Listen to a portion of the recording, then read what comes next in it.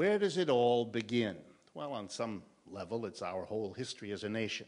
But you have to start somewhere, so I'm going to start in the 1970s, because something fundamental changed in the United States that most of us, and I suspect most of you, may still not have come to terms with.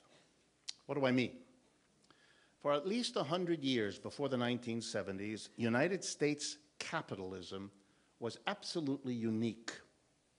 It was unique because it delivered to its workers a rising real wage. Real wage means the amount of money you get for an hour of work adjusted for the prices you have to pay. So when you make that adjustment, are you able to buy more things or not? The reality was, for 100 years before the 1970s, wages in America, the real wage, went up decade over decade. Why do I stress that? Because we're the only capitalism about whom that can be said. 100 years of rising wages, allowing the American working class a standard of living not achieved anywhere else. Why? Well, the answer is really simple. We had, for 100 years, a labor shortage. Capitalism in this country had a virtually virgin territory, given what we did to the people who were here when we arrived. And we had a very rich country, rich in resources. We had a successful capitalism that continuously didn't have enough people. And the only way to deal with that problem for employers was to raise the wages. It was the reason waves of immigrants came here, hoping for a better life than what they had where they were.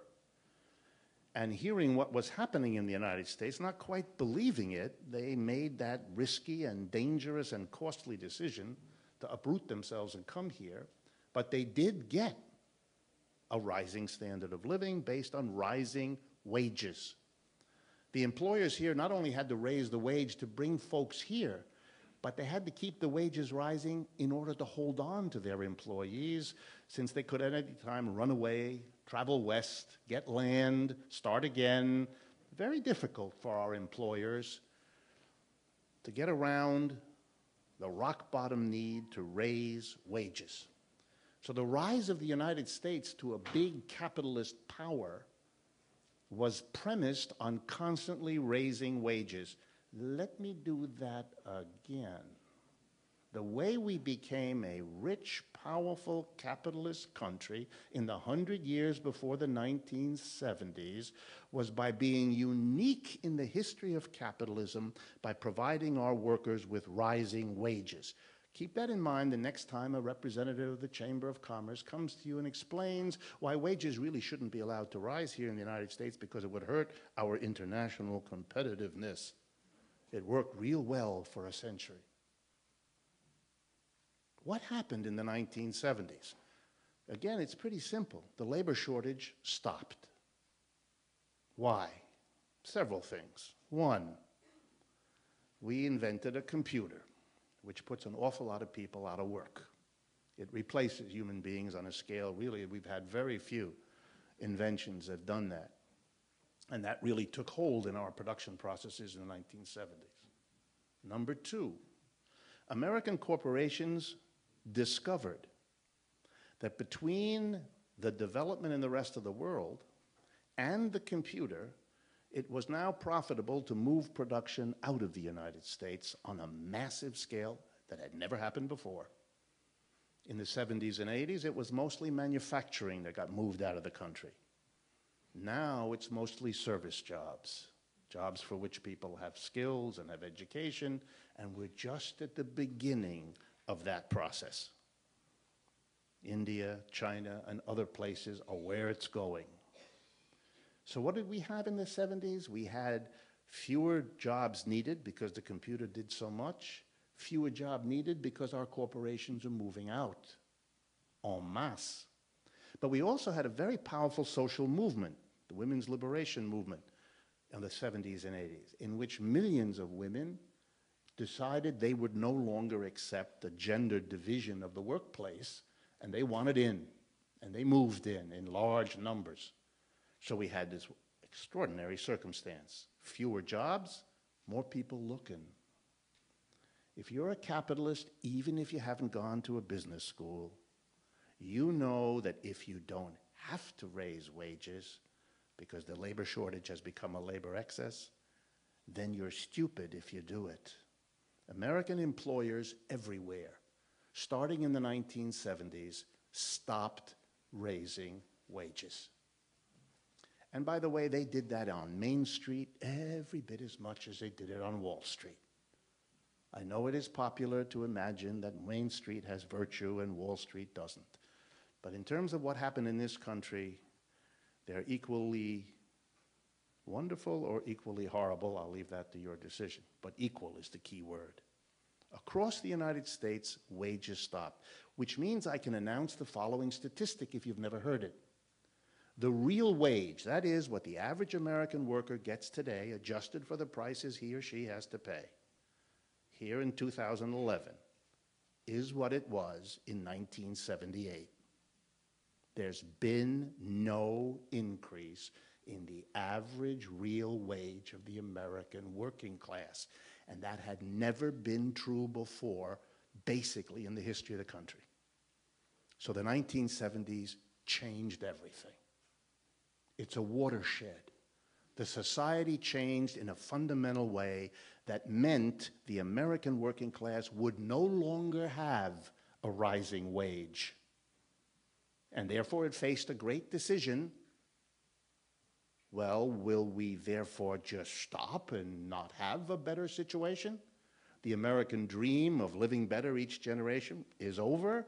We'll announce to our kids that the promises that were implicit in their upbringing, that they'd have a college education, are now no longer operative. We didn't have such a national conversation in the 1970s. We pretended nothing was going on. We didn't deal with this social transformation as if it were that. We dealt with a social transformation as if it were an individual problem. And we went about as individuals, something we pride ourselves about here in this country, by trying to find an individual solution. And most Americans found the following two solutions.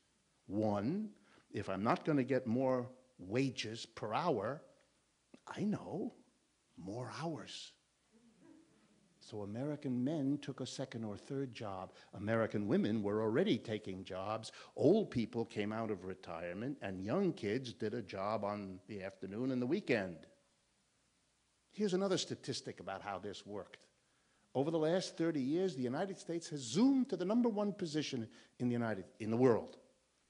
Americans do more hours of paid labor per year than any other people in any other country on the earth. That was not true 50 years ago.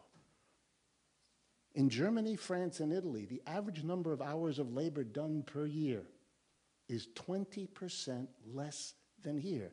That's a day a week. So when some of you who have the resources travel to France and Italy and come back with wonderful stories about their culture and how they sit and have meals for 4 hours and drink lovely wine. And this has nothing to do with culture. This has to do with time. They have it. We don't.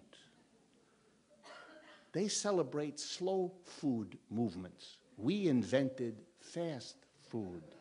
But we have no time. So Americans have become exhausted and show all the physical and mental signs of exhaustion from that kind of labor.